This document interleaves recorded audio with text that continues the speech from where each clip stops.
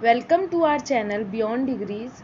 अभी हम quick revision में स्ट्रेंथ ऑफ मटेरियल्स का हमने कुछ प्रॉपर्टी देखी थी, जिसमें डक्टिलिटी और ब्रिटलनेस और स्मॉल डेफिनेशंस देखी थी। तो उसी में हम अब फर्दर कंटिन्यू करेंगे। आज हम कुछ और प्रॉपर्टीज़ देखेंगे मटेरियल की, जैसे कि toughness, resilience, proof resilience, malleability क्या होती है, क्रीप, फटीग, इन सब के बारे में हम जानेंगे। So let's begin with toughness. तो टफनेस क्या होता है? ये एक मटेरियल की इस तरीके की प्रॉपर्टी है कि जब हम उस पर लोड अप्लाई करेंगे तो वो प्लास्टिक रीजन में जाके, इलास्टिक रीजन को क्रॉस करके प्लास्टिक रीजन में जाके प्लास्टिकली एनर्जी एब्जॉर्ब करता है फ्रैक्चर पॉइंट तक। तो ability to absorb energy up to fracture point. तो ability to absorb energy up to fracture point मतलब जो येलो एरिया में, ये येलो कलर से जो शेडेड है, जो मैंने हाईलाइट किया है, तो ये क्या है? ये जो फ्रैक्चर पॉइंट है एफ, जो हमारा फ्रैक्चर पॉइंट है मटेरियल का, वहाँ तक जब किसी भी मटेरियल को लोड अप्लाई करने पे जो एनर्जी सेव करता है, जो एनर्जी वहाँ तक एब्जॉर्ब कर सकता है, उस एनर्जी को हम टफनेस बोलते हैं। तो ये जब हम एक्सीडेंटल लोडिंग करते हैं, मतलब सडन हमने अगर इतनी लोडिंग की और अगर उसकी डक्टिलिटी ज़्यादा है, ऑब्वियसली अगर उसकी डक्टिलिटी ज़्यादा होगा तो प्लास्टिक रीजन ज़्यादा होगा, प्लास्टिक रीजन ज़्यादा होगा तो वो ज़्यादा एनर्जी एब्जॉर्ब कर पाएगा, तो मतलब उसकी टफनेस ज़्यादा होगी। तो जब हम एक्सीडेंटल लोडिंग अप्लाई करते हैं तो वो उस लिमिट तक एनर्जी को एब्जॉर्ब कर सकता है, तो वो उस कंडीशन में, एक्सीडेंटल कंडीशन में, इन तरीके की मटेरियल्स को हम यूज़ कर सकते हैं। वहीं पे अगर हम बात करते हैं रेजिलियंस की, तो रेजिलियंस क्या? Ability to absorb energy up to elastic region. अभी हमने क्या देखा था कि प्लास्टिक रीजन या फिर फ्रैक्चर पॉइंट तक जो एनर्जी को एब्जॉर्ब कर सकता है उसे टफनेस बोलते हैं। वहीं पे अगर हम रेजिलियंस की बात करेंगे तो इलास्टिक रीजन जो होता है, जैसे इस डायग्राम में आप देख सकते हो, बी पॉइंट तक हमारा इलास्टिक रीजन है, उसके बाद फर्दर हमारा प्लास्टिक रीजन शुरू हो जाता है। तो जो बी पॉइंट तक एनर्जी हमारी मटेरियल की प्रॉपर्टी है कि वो अब्जॉर्ब कर सकता है, मतलब जो हमारा इलास्टिक पॉइंट है, अगर वहाँ तक एनर्जी जो एब्जॉर्ब कर सकता है उसको हम रेजिलियंस बोलते हैं। ये तो है कि इस एरिया तक जितनी भी एनर्जी तुम स्टोर कर सकते हो उसको रेजिलियंस बोलेंगे, लेकिन जो मैक्सिमम एनर्जी है इलास्टिक पॉइंट पे, जो मैक्सिमम एनर्जी है, जो बी पॉइंट पर मैक्सिमम एनर्जी होगी, उसको हम क्या बोलेंगे? Proof resilience. Maximum energy stored at elastic limit will be proof resilience. वहीं पे अगर हम बात करते हैं मॉडुलस ऑफ रेजिलियंस की, तो क्या होता है? जो अभी एनर्जी हमने स्टोर कर ली, अगर उसको हम यूनिट से, पर यूनिट वॉल्यूम से डिवाइड करते हैं, तो stored energy per unit volume will be modulus of resilience. अब ऑब्वियस सी बात है, जब हम इलास्टिक रीजन की बात करें तो इसमें परमानेंट डिफॉर्मेशन नहीं देखने को मिलेगा, तो it will be without permanent deformation, क्योंकि अगर इलास्टिक रीजन को क्रॉस करता है तभी तो लोड अप्लाई हटाते हैं तो वो अपनी ओरिजिनल शेप को रिगेन नहीं कर पाता है। लेकिन अगर विद इन इलास्टिक रीजन है, तो हमने लास्ट स्लाइड में भी देखा था, आप प्लेलिस्ट में पहली वीडियो देख सकते हैं अगर इलास्टिक और प्लास्टिक रीजन का कॉन्सेप्ट क्लियर नहीं है तो।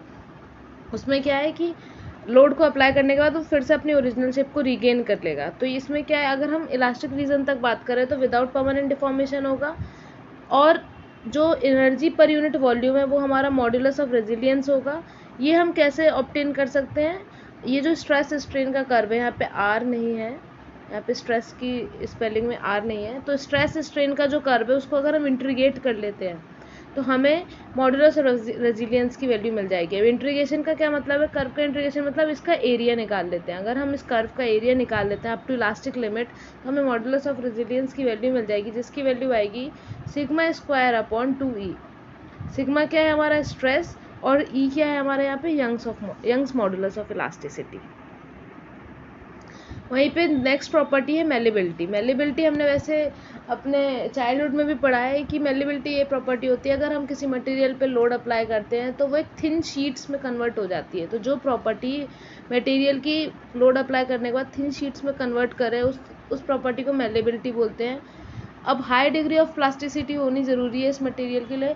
आपको पता है कि अगर इलास्टिक लिमिट तक होगा तो वो फर्दर एक्सपेंड नहीं कर पाएगा, लेकिन अगर इलास्टिक प्रॉपर्टी है तो उसमें प्लास्टिक डिफॉर्मेशन देखने को मिलेगा। तो हाई डिग्री ऑफ प्लास्टिसिटी होनी चाहिए। तो जो मेलेबल होगा, जो मेलेबिलिटी शो करेंगे मटेरियल, उसकी हाई डिग्री ऑफ प्लास्टिसिटी होगी। और ये कहाँ यूज़ कर सकते हैं हम? जैसे फॉर्जिंग हो गया, स्टैंपिंग हो गया, ऐसी जगहों पे हम मेलेबल मटेरियल यूज़ करेंगे। वहीं अगर हम हार्डनेस की बात करते हैं तो हार्डनेस क्या है? जब हमने लोड अप्लाई किया, so the ability of a material to resist deformation. तो जो ये मटेरियल की डिफॉर्मेशन को रोकने की मतलब जो रजिस्ट करने की प्रॉपर्टी होती है डिफॉर्मेशन, जो लोड अप्लाई करने के बाद जो डिफॉर्मेशन आएगा उसको रजिस्ट करने की जो प्रॉपर्टी होती है उसी को हम हार्डनेस बोलते हैं, और we can say ability to stretch और एब्रेशन। यही अब अगर जो हमारे सारे मॉलिक्यूल से कोई भी मैटर बनता है, तो जो मटेरियल है अगर उसके अंदर का इंटरमॉलिक्यूलर बॉन्ड स्ट्रांग है, लूज नहीं है, स्ट्रांग है, उनके अंदर का इंटरमॉलिक्यूलर बॉन्ड का जो फोर्स है वो बहुत ज़्यादा स्ट्रांग है, एक दूसरे से बहुत ज़्यादा कॉम्पैक्ट है, तो ऑब्वियसली उनकी डिफॉर्मेशन कम होगी इन कंपेयर टू जो लूजली इंटरमॉलिक्यूलर बॉन्ड्स होंगे, तो उनकी हार्डनेस ज़्यादा देखने को मिलेगी, लोड अप्लाई करने पे उनमें डिफॉर्मेशन कम देखने को मिलेगा। For example concrete, metals etcetera. वहीं पे अगर हम टफनेस और हार्डनेस की बात करें, तो अगर हार्डनेस ज़्यादा है, अगर हमारी हार्डनेस ज़्यादा है तो टफनेस हमें कम देखने को मिलेगी, और इसका वाइस वर्सा होता है। वहीं पे अब क्रीप क्या है, जैसे कोई भी मटेरियल है, जैसे कोई भी मटेरियल हमने बिल्डिंग कंस्ट्रक्शन में यूज़ किया, तो अभी हमने फर्दर हम उसको बनाए, टाइम लगता है किसी भी स्ट्रक्चर को बनाने में, लेकिन एक टाइम के बाद जब उस पर डेड लोड तो स्टार्टिंग से ही लग रहा होता है, फिर लाइव लोड भी लगने लगता है, तो हमारा जो लोड के कारण परमानेंट डिफॉर्मेशन देखने को मिलता है with in the time.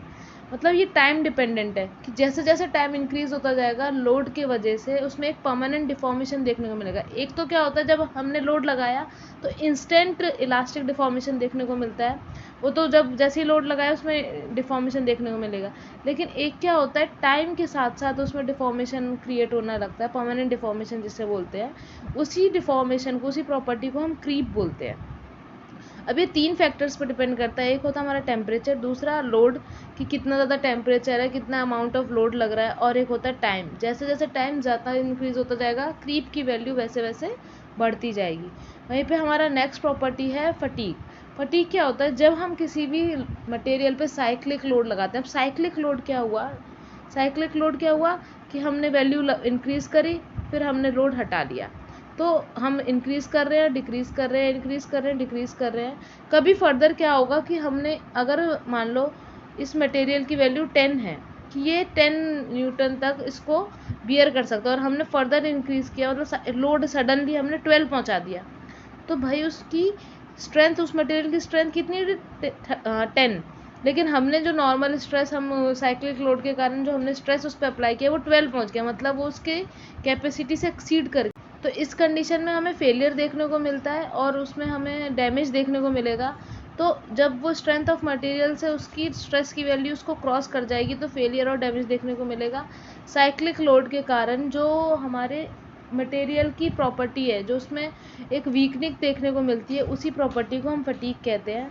Further property को हम नेक्स्ट देखेंगे। मैं इतनी शॉर्ट वीडियो इसलिए बनाती हूँ कि लॉन्ग रन में लोगों को पढ़ने का, मतलब कोई भी कॉन्सेप्ट सीखने में थोड़ा सा लगता है, लेकिन अगर हमने बहुत सडन यूट्यूब चला रहे हैं और हमने एक वीडियो देख ली तो हमारे कॉन्सेप्ट भी क्लियर हो गए, हमारा फन भी हो गया और हमें याद भी हो गया। तो इससे क्या है कि क्विक रिवीजन होता रहता है।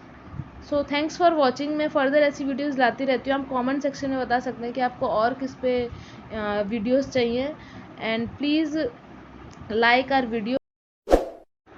Please do subscribe our channel Beyond Degrees. Thank you.